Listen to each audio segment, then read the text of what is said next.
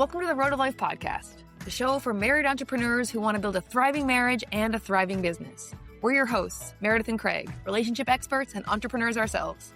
We know firsthand that your business will only grow as strong as your marriage does. On this podcast, we share real stories, practical tools, and honest conversations to help you strengthen your relationship, fuel your business, and build a life you love together. Let's dive in. Connor Tyson is a financial coach and former advisor of over 20 years. He's the founder of Progress Solutions, where he helps couples and married entrepreneurs stop letting money quietly sabotage their marriage and their dreams. In this episode, listen as Connor shares the framework he learned from firefighters about how to handle money in his marriage and a ton of other practical tools that you can implement right now, including the hopes and worries list. Welcome to the Road to Life podcast, Connor Tyson. Oh, Connor, we're super excited you're here. Yeah, I've been jonesing for this all week. I'm like, this is gonna be great. Yeah, we're super stoked, especially given that you are a financial coach and we are relationship coaches. So there's so much overlap, and I think this conversation is going to be fantastic. But before we get into all of that, talk to us a little bit about how you got here, what you're up to, and your a little bit about your hero's journey, if you will. My hero's journey. Okay, so I mean, we can go all the way back to the beginning with my growing up with money and stuff like that. So I think there wasn't much communication in my household about money, right? And I took it on at an early age, like there's something to this money thing. There was a lot of energy in the household around money, a lot of fighting, a lot of told you so, Joe. And I just realized like, wow, there's something to this. So I took it upon myself to learn everything I could about money at a pretty young age. It's always been kind of my passion. So I graduated college with a degree in finance. And then I looked down at the age of like 22 and I had some serious debt. And I was like, how did that happen? Because I had all the knowledge in the world. And I realized like it was really habits and behaviors, not so much the knowledge, and basically cleaned myself up and then had a financial planning practice. I was a financial advisor for 25 years, very successful, sold that. And then I sat around saying, okay, how can I be the most service to the most amount of people? And I was like, they're not teaching this stuff in schools. It's still statistically one of the biggest, problem areas in people's lives.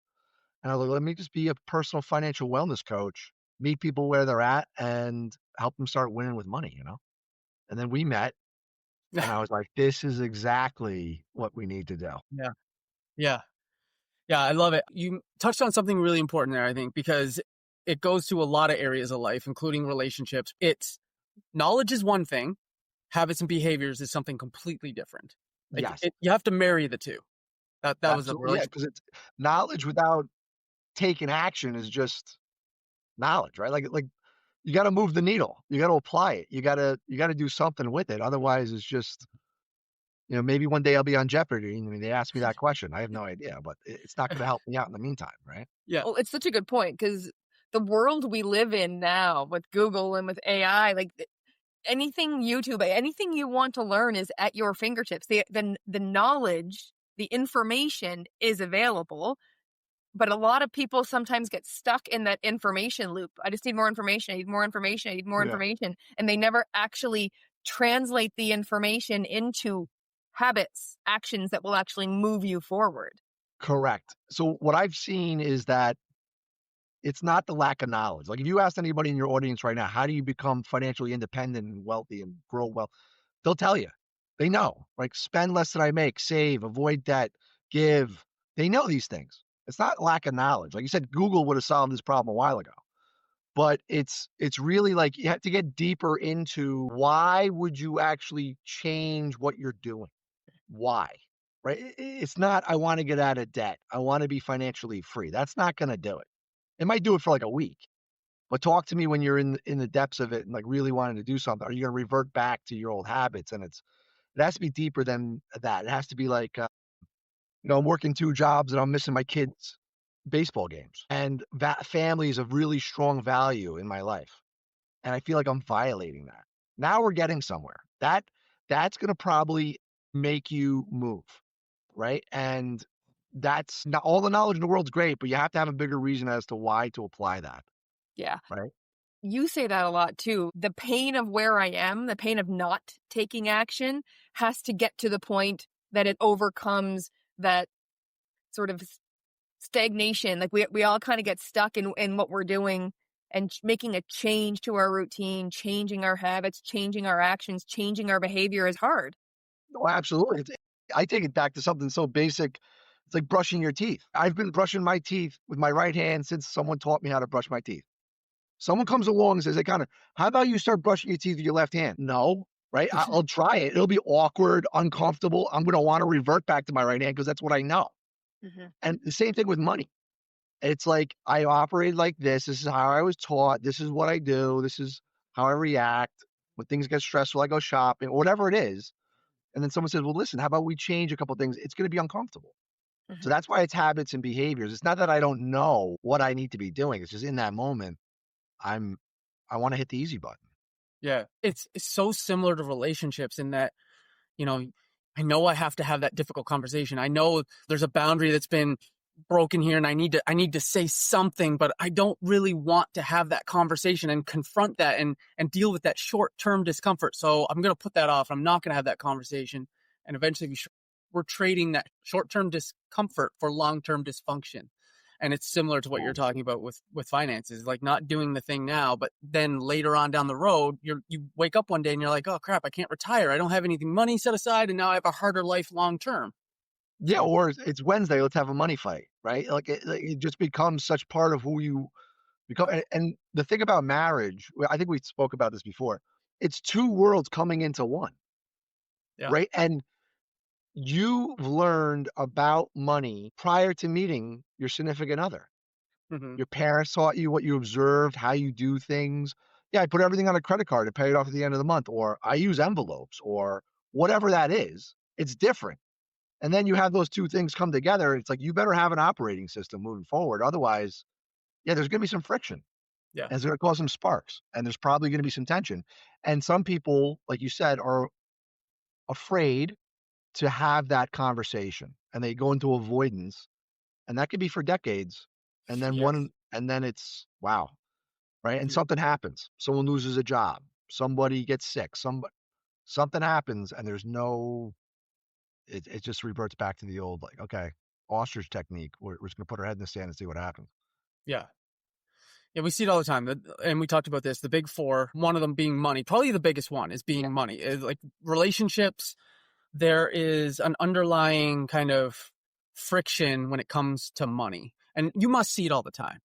Oh, yeah, I see it all the time, and it's that sleeve, like, of the pillars of life, right? You spoke about relationships and health and personal development, and money is one of them, and that sleeve touches almost every single sleeve of your life.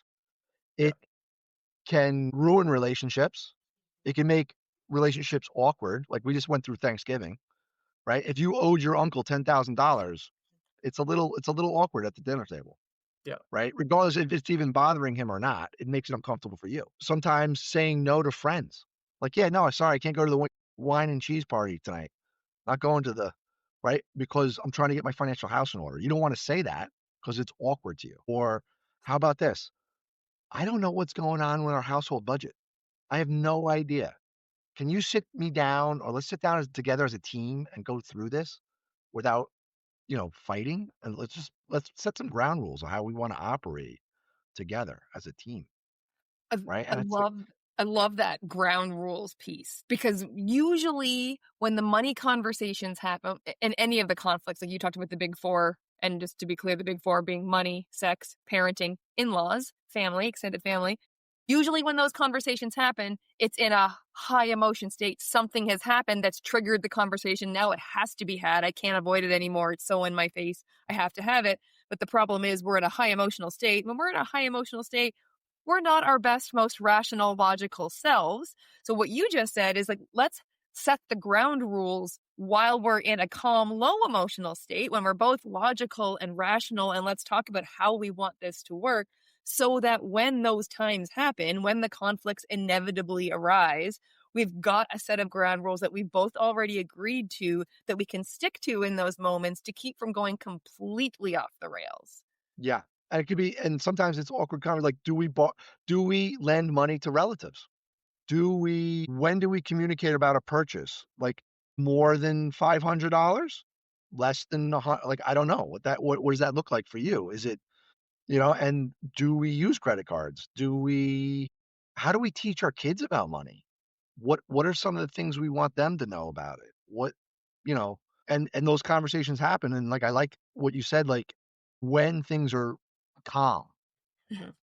right? Because emotions and logic don't usually go together too well. And it's like I wish. those two things, and you throw in this time of year, you got the holidays, you got in-laws. We joked about it, right? You got in-laws, you got money, you got expectations and pressure. And yeah, it's not probably a very smooth, calm, walking away from that feeling really good and accomplished conversation, right? Perfect storm time of year for sure. Totally. And given that it is that time of year and you are who you are and you're such a great financial coach and you're helping all kinds of people, what's like one or two nuggets that you would give people that they could take away like today, like right now, that they could work on through the holidays just to like help them through this whole process? So I think I spoke to you about this prior, but like the basics of a really good marriage that I was taught is like I use the fireman analogy. I don't know if I've spoken to you about this, but so when I was getting married, I said, "Listen, I'm kind of nervous about it." He's like, "Listen, I've married hundreds of couples over my career."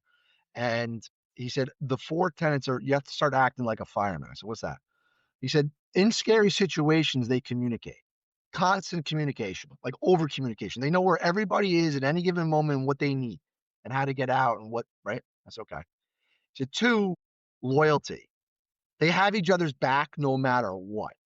You can have a fireman from Texas and a fireman from Boston. They have a mutual loyalty to they kind of look out for each other's back because they understand what that whole thing's about. The other thing is they also know people over possessions. Make sure the people are okay. Get the possession. Don't worry about the possession. 'Cause at the end of the day, that's really what you have. You chose each other, not the things you're going to get. So, and then the fourth thing was have fun. Like, why does it have to be such a heavy topic, right? Like, all right, it's money. Is it really a possession or is it just this thing I'm a steward of until I give it a purpose for something else? Right? So money, I think, is like an energy source and that it comes and goes. It ebbs and flows. I've had it, I've not had it. Is that something I want to define me and my marriage? Something I really don't have that much control over? I mean, yeah, I can give it some rules and a process to kind of obey. It's a really, really horrible master, really good servant, right? Money. So if I just take those 4 tenets of what I built my marriage on and I apply it to money, yeah, I should probably have a regular 15-minute stand-up meeting. I don't need a formal Excel spreadsheet at the kitchen table. Just like, "Hey, what are we doing for groceries this week? Where are we at with our checking account? What what are we doing for what's the Christmas budget looking like? Like, we got 10 people to buy for. Is it $1,000, 2,000, 500? What are we doing?" Right? Role assignment. I know my strengths and I know my weaknesses. I know my wife's strengths and weaknesses. She's a great admin. She's very organized. I'm not. You would think I would be. I'm not. I'm big picture, right? And I can't track things to detail, but I do know when things are red and when they're green, right? So I know like, all right, we're getting close to a budget here that we got to communicate. I also have the gift of gab. She's very shy. I'm outgoing. I can have awkward conversations. She can't, but she knows what she can call upon. I also know what my teammate needs, right? I'm a very prideful person. She's not. She knows to ask me the question, what do you need taken off your plate? Because I want to carry the world on my shoulders. So we know each other's strengths and weaknesses, and sometimes we don't have that conversation and make it a regular thing. It doesn't have to be a big every single week or month, a big budget meeting. Who the hell would want to sign up for that? Not me. And I didn't. So it's like if we just make this a regular thing, where are we at? What was our intention for the week? How did we do? What can we improve upon? Great. High five, hugs and kisses. Let's keep it moving. And just keep that a regular thing. And then when you're comfortable enough, include the kids, Mm, right? And it's yeah. like, all right, this is good. This is a good thing. Yeah. So that would be one thing. The other thing is like if you're just starting out, you need awareness. Like, where are you? If you want to know where you want to go, you got to know where you are right now. right? You got to orientate yourself. And that's sometimes just ripping off the Band-Aid and saying, okay, well, let's take a look at this bad boy. We haven't looked at it in, I don't know, 14 years, right? We have an idea, but then you start getting in the driver's seat, and you only have to go through that once or twice, and then you're like, all right, teamwork, and then make it happen. So those are the two things. Make it part of a regular. It doesn't have to be a formal thing, like in a neutral environment. It doesn't have to be at the kitchen table with the lights off. It's like, all right, let's have it sit down on the couch and comfortable with no distractions, so we can focus on the things that matter to us. There's a lot to unpack there. That was so good. There was so much gold there. I love the fireman analogy in an emergency, over communicating. Like I just love that. That's such a tangible thing that you can grab onto and be like, okay, when something's happening, over communication more than you think might be necessary, just because let's just make it safe as possible. I love that. Yep. The other thing was the loyalty. Like, you chose this person. We're in this together. Let's join forces and figure this out. People over possessions was the other one, right? Yep. And then what's the fourth one? Have fun. That Have one is fun. so aligned. That one is so That's the aligned. best one. Yeah, it's we say it all the time because it's one of our pillars in our framework as well. Is fun is not a Nice to have. It's not a nice to have. It's not just an add-on that I'm just gonna have it when I can. No, you have to create and have fun, or you pull away and you stop engaging in whatever it is that you're doing in your marriage, in your finances, in your life in general. If it's not fun, you don't do it. So Yeah. I love having fun as being Yeah. the Intentionality. I teach that intentionality, right? So there's being reactive and proactive. If it's important to you and it's something you want to build a foundation on, a pillar of fun, put it in your calendar and budget for it. yes. Put aside the money. I don't care what it is. It could be a night out at the movies. It could be whatever. Going We for bought it. the game Clue. Yeah. Right? What's the last time you played Clue? Right, but it brings back a bunch of childhood memories. Right, Professor Plum in the library with the lead pipe. Let's go. Yeah. And that was like what, $15. It Yeah. brought hours of fun. Got the kids. We talked about when we were, and that was a fun game night. It was 15. Yeah, I love that. I also loved what you talked about with the stand-up meeting. Yes. We talk about the way we talk about money. We touch on money in our framework. We're not money experts like you are, but our whole principle is don't be weird about it. Like, let's just stop being weird about money and talk about Talk about it. Like, regularly, not a sit down once a year, once a month No. formal meeting, but let's just weekly have a conversation about where we are. And you mentioned, what's our threshold for, like, are we talking about purchases at $100, at $500, at $1,000? Like, what is both of our level of comfort with our spending? If, like, at what point do we need to have a conversation, and being super clear on what that point is, so that there's no, I bought a truck today, Yeah. by the way. Did you see that Saturday Night Live skit where the guy, it's the holidays and it's like, oh, come on out, honey. And he has the Mercedes in the driveway. And there's a big bow on it. And he's like, hey, honey, guess what? And she's like, what the hell did you do? We don't have the money to afford that. And he's like, what? I don't understand. I thought you'd be happy. Like the Yeah. car commercial, right? It's like, no, there's no communication, but like, I thought you'd like it. So I bought a, $50,000 car. yeah, that's probably funny. above most people's threshold. So have that conversation, have that threshold, and understand what you're doing, so you don't Yeah. have that surprise on the unintended surprise on Christmas. Yeah. And Exactly. that whole principle of having that regular meeting goes back to what we talked about earlier in this podcast around when you talk about things when the emotions aren't high. Like, and so we talk about in our program, like, a weekly team meeting. Talk about the finances. Talk about the calendar for what's coming up for this week. Like, where do the kids have to be, and where do I have to be, and where do you have to be, and what Yeah. are the big things that we're looking at for this week, and how did last week go? What could we have done better last week? And let's just have a quick debrief so that we're aligned starting this next week of our lives, so that we're more likely to be successful. It doesn't Yep. have to be a big, fancy, crazy, overwhelming thing. It's just we are staying aligned in a low emotional state, in a comfortable environment. We're going to sit in the couch and we're going to just chat about our lives and make sure that we're on the same page. Yeah. Right. One exercise I have a lot of my clients do is just to break the ice of the awkwardness, right? Share your biggest boneheaded move with money. What is the stupidest thing you've ever done? Could be while you're married and the person could tell you the story yourself, but that just gets the awkwardness out. Like, yeah, before I married you, my freshman year, I put spring break and all this on the credit card, didn't even know that I had to pay it back, got back. Right? You can just talk about it. Like, you didn't know that? Like, no, I did not know that. Learned that As the hard as way. a 19-year-old stupid kid, and I came home with like a $3,500 bill for a spring break. I don't even remember.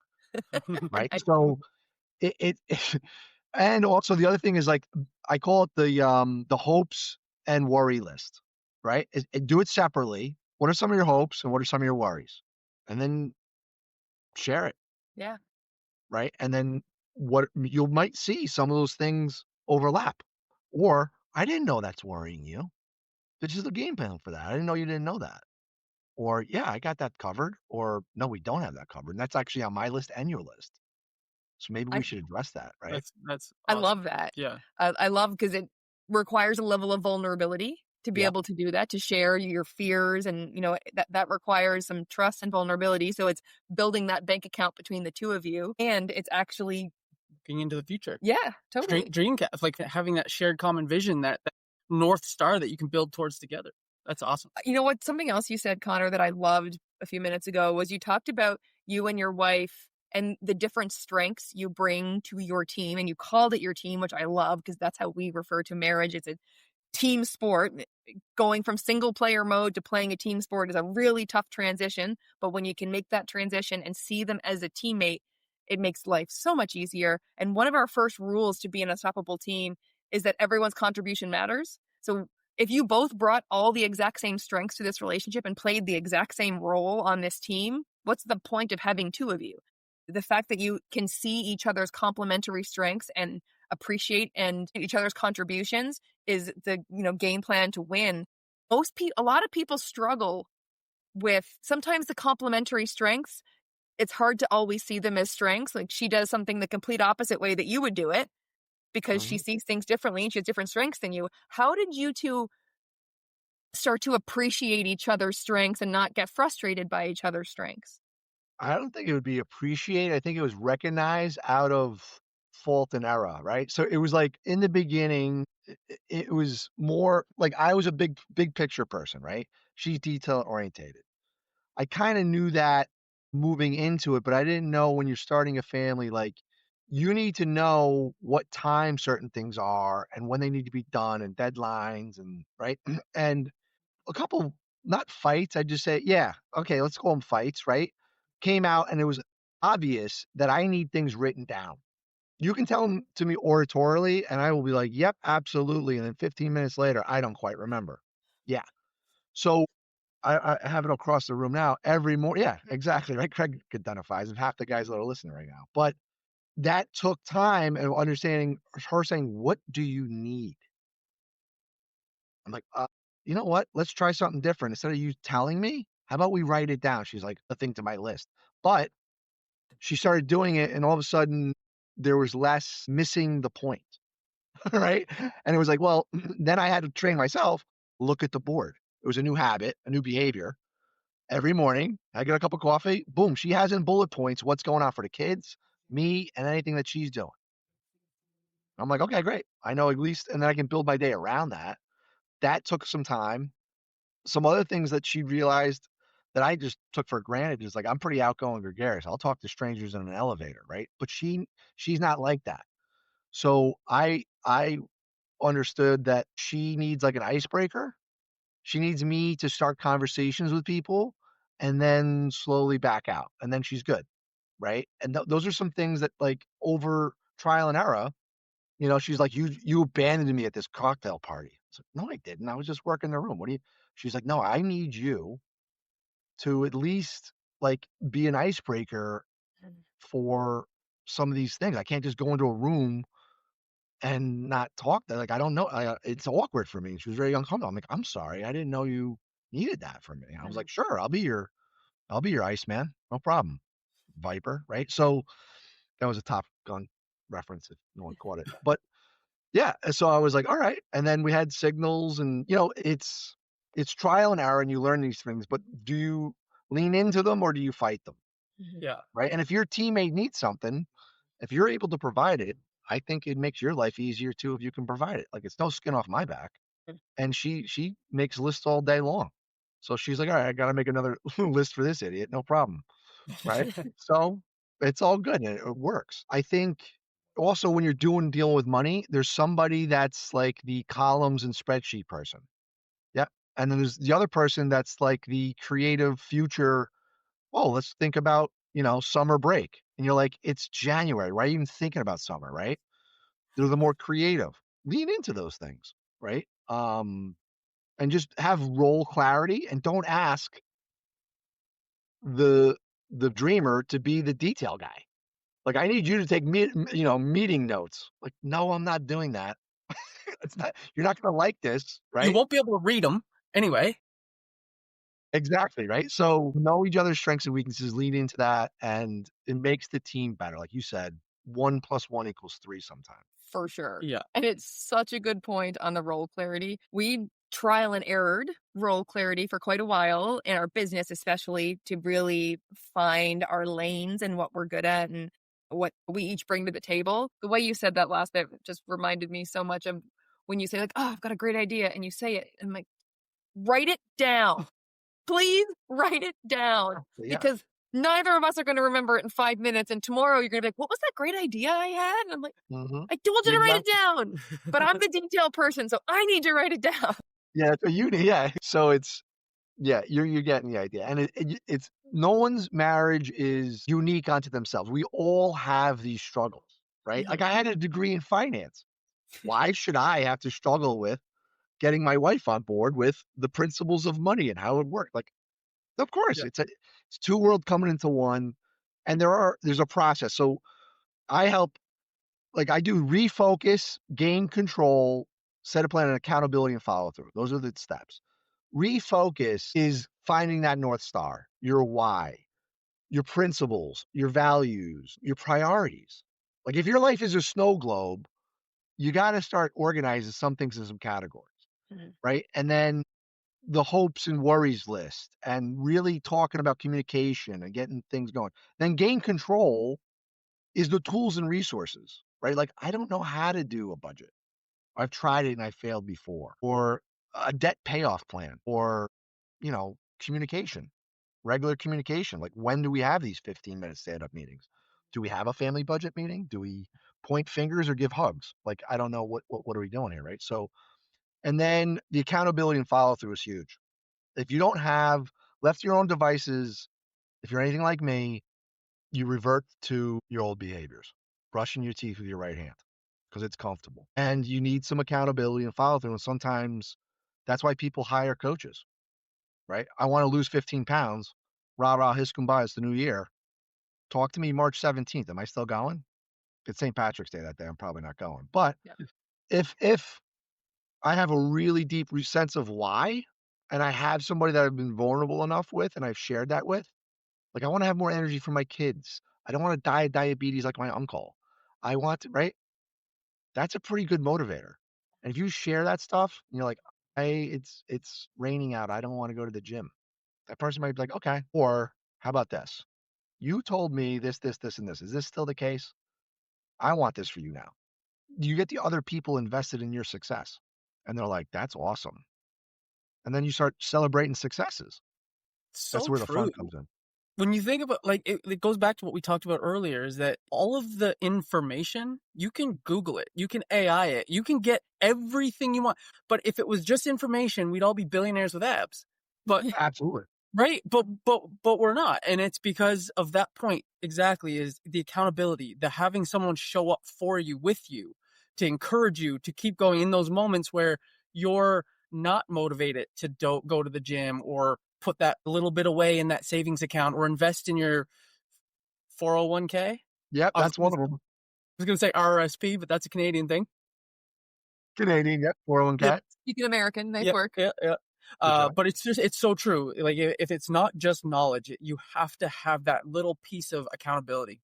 So think about this. Like I think about people that are very accountable to themselves. Like so self-disciplined is like freakish. Yeah.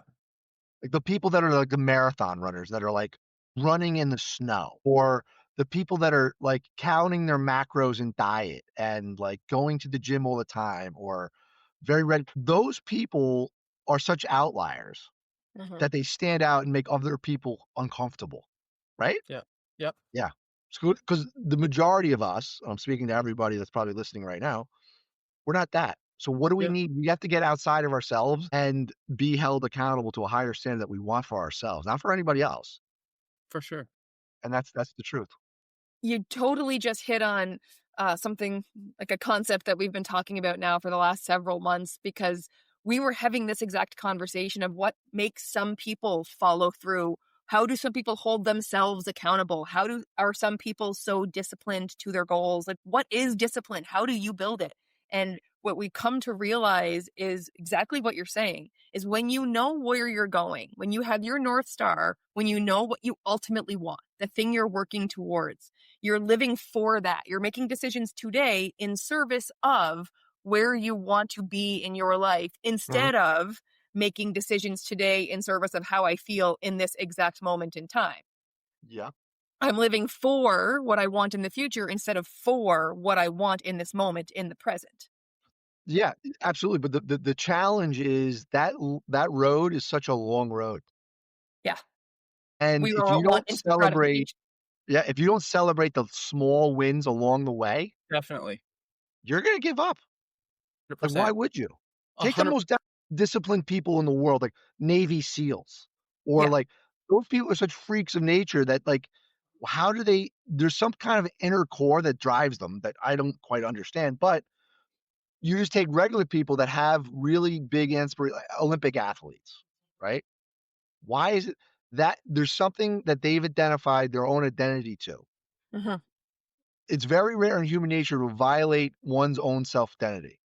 You'll do almost anything not to, Mhm. right? Or you'll protect it at all cost. If Yep. I truly believe I'm an honest person and you call me dishonest, there's a visceral reaction, isn't there? Oh, yes. Why is that? Because I'm right.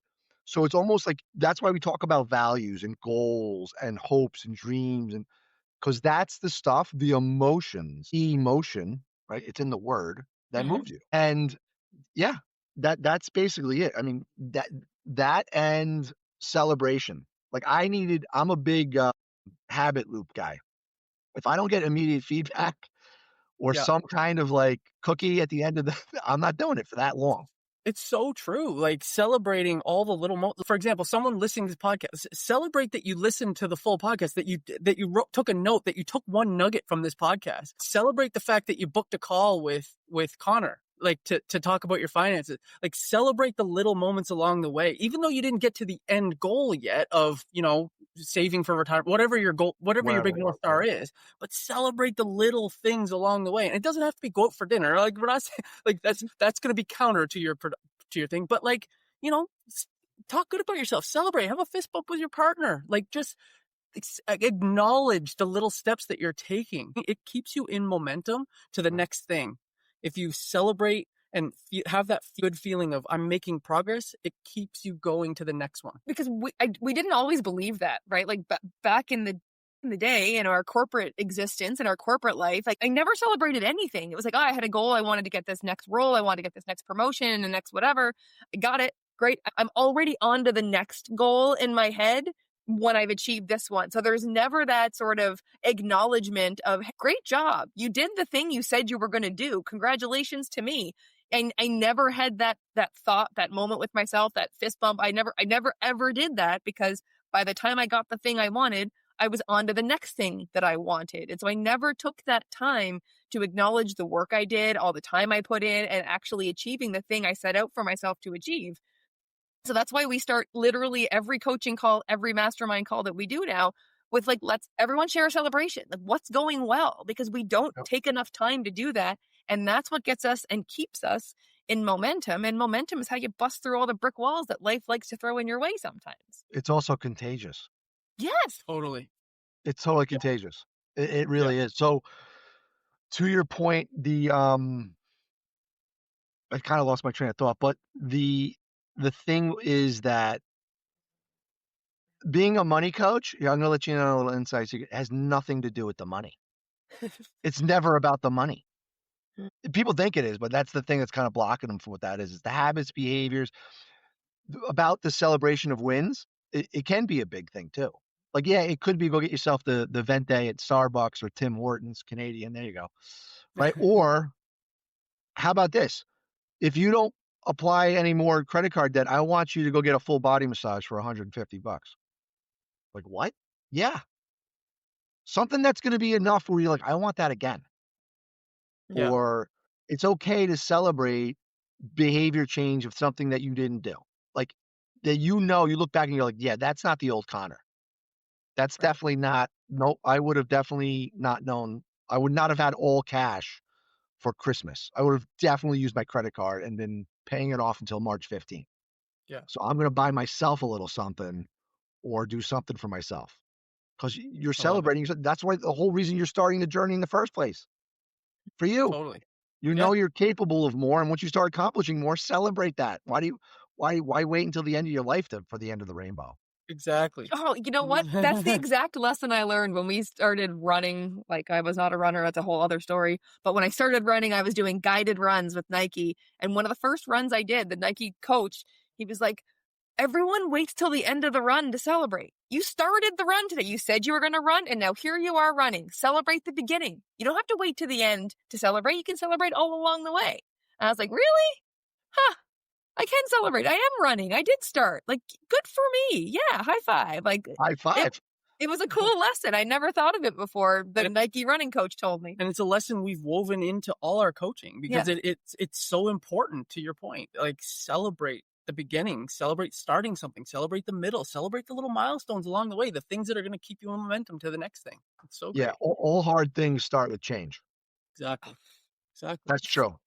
Let's All good underline things. that. I should write All that one hard down. things It's start with not as change. good as Nike should do it, but we'll get there. I mean, we could go on and on. There's so much overlap here, Oh and my God. there's such a great I love chatting conversation. with you. Yeah. What are you working on right now that's got your blood pumping? Like, what are you most excited about right now? Like, Yeah, what's going on? so I call it the new year, new you, right? So a lot of people reflect upon what happened the last year, what things they fell short on, things they've accomplished, what are they striving for. I'm starting off in January with, new year, new you in that just the area of money and trying to help as many couples just transform their relationship with it, whatever that means for that person. I don't care if it's get out of debt or maybe it's like, yeah, negotiate my salary or whatever that is. Maybe it's improve the communication or like, let me untie the fisherman's knot of all these limiting self beliefs I've had about money since I've been a kid. They're no longer serving me. Right. And that's got my blood pumped because I know from this year and years past, like it really changes lives. It changes the whole trajectory and changes family trees sometimes. Yeah. Uh-huh. So I'm pretty hyped about it. So that's something I'm working on. I'm also doing organizational financial wellness. So instead of one-on-one, I'm thinking about going to organizations that really care about their employees or members, be it Mm. not for profits or for profits, and Mhm. saying, listen, chances are 66% of your members are struggling in this area of their life. Mhm. So maybe So we good. can sit down with them, help them. So that's another I thing I'm love the working new on. year. I love that. Both things actually. The new year, new you. And not that you need to wait for a new year to adopt a new habit, but a lot of No, people take that mindset of, it's a new year. Let's focus on something. I got to change something. Like last year was okay, but next year I want it to be better. So I'm going to focus on my finances. So I love that. The organizational thing is really important because I don't think like there's so many people out there who they generate income through their job, but they don't know what to do with it. They don't get that training or those tools or those concepts. And so it's really great if you can focus in and get into those, what do they call them? The employee family Employee assistance program. assistance program where they offer sometimes yeah, companies. benefits, employee benefits. Yeah, exactly. They offer these different courses or things that if they could get a money course from an expert like you, that'd be like a game changer for them. So Yeah, I because love, I've seen it numerous times where it's like, all right, I got a raise. First of all, they're paycheck to paycheck, right? The solution is I need more money, and they get a $10,000 raise yeah, in a year and a half. they're paycheck to paycheck again. Yeah. How did that happen? Right? Yeah. That's a big problem that needs to be solved. 100%. So hopefully I'm that solution. And how can people get a hold of you, Connor? The best way is through my website. It's www.progress. You want to make some progress. FC, like financial coaching. Progressfc.com. There's some free resources on there. You can set up a free complimentary consultation, just a conversation. Yeah, that's the best way. I'm on Facebook. I'm on Instagram. My website. Yeah, and for your listeners, they mention you and they're in. Don't worry about it. Thank you. Thank you. So we'll include all of Connor's info on in the show notes. So those can be clickable, and so you don't have to remember everything, but they're all right there. Well, thank you so much, Connor. Yeah. This was so much fun. I just love chatting with you. There's always so much energy and overlap and fun. And I just thank you so much for all the wisdom and energy you brought to everybody If today. you ever need me again, I'm here for you. Appreciate you. Thank you. All right. You have a magnificent evening. Thanks. You too. Thanks for listening to this episode of the Road of Life podcast. Remember, your business will only grow as strong as your marriage does. So what's one action you're going to take this week to put something you learned in this episode into practice? Because we love a good chit chat as much as the next person does. But without action, stay where you are. If you want to turn your marriage into the engine that drives your business forward, instead of the brakes keeping it stuck, book a free marriage and business strategy session with us at 200percentmarriage.com/strategy call. We'll see you next week. Road of life, yes, you're on.